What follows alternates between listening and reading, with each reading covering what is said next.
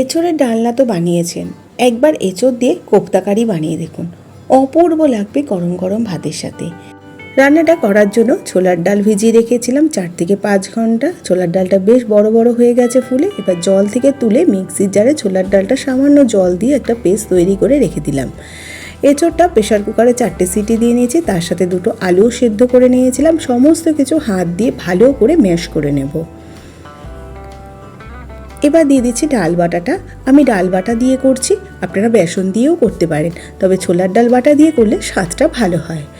এবার আদা লঙ্কা বাটা দিয়ে দিলাম, পরিমাণ মতো নুন, হাফ চামচ হিং দিয়ে সমস্ত উপকরণকে ভালো করে মিশিয়ে নেব। তার আগে আমি হাফ চামচ জোয়ানও দিয়ে দিয়েছি।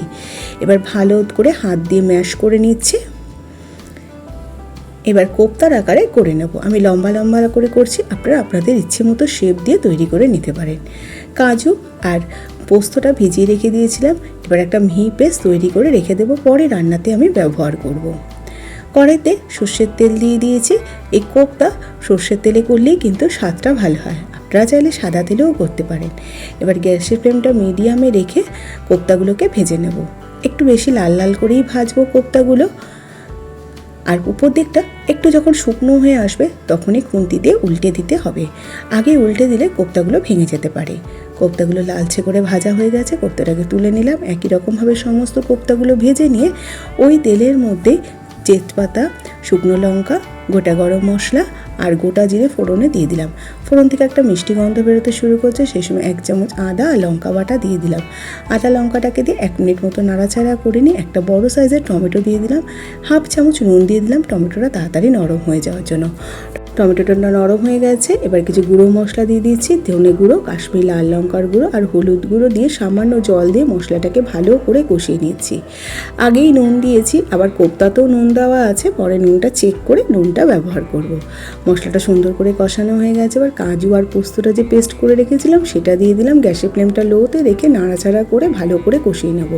কাজু বাদাম দেওয়া আছে, কড়াইতে একটু লেগে যেতে পারে, তাই একটু নাড়াচাড়া করে খুন্তি চালিয়ে কষিয়ে নিতে হবে। খুব সুন্দর করে কষানো হয়ে গেছে, তেলটা উপরে ভেসে উঠেছে। এবার গ্রেভির জন্য জল দিয়ে দিলাম। একটু বেশি জল দিতে হবে, কোপ্তাটা যখন দেবো অনেকটাই জলটা টেনে নেবে, তাই জন্য জলটা একটু বেশি ব্যবহার করতে হবে। এবার দিয়ে দিলাম স্বাদ মতো চিনি, গরম মশলা গুঁড়ো আর ঘি দিয়ে দিলাম। আগেই সমস্ত কিছু দিয়ে দিলাম, কারণ কোপ্তাটা দিলে বেশি নাড়াচাড়া করতে পারবো না, কোপ্তাগুলো ভেঙে যাবে, তার জন্য। ঘি গরম মশলাটাকে দিয়ে 2 মিনিট মতো ফুটিয়ে নিয়ে এবার কোপ্তাগুলো দিয়ে দিলাম। কোপ্তাটাকে দিয়ে বেশি ফোটাবো না, 4 থেকে 5 মিনিট কোপ্তাটাকে দিয়ে ফুটিয়ে নেবো। তার আগে দিয়ে দিলাম কাঁচা লঙ্কা আর দিয়ে দিয়েছি ভাঙা কাজু বেশ কিছুটা। ভাঙা কাজু দিলে মুখে পড়লে খাওয়ার সময় ভালো লাগবে, ওই ভিডিওটা আমার আর করা হয়নি। এবার গ্যাসের ফ্লেমটা বন্ধ করে 15 মিনিট স্ট্যান্ডিং টাইমে রেখে দিয়ে সার্ভ করে দিলাম। তাহলে আজকে এই পর্যন্ত, নমস্কার।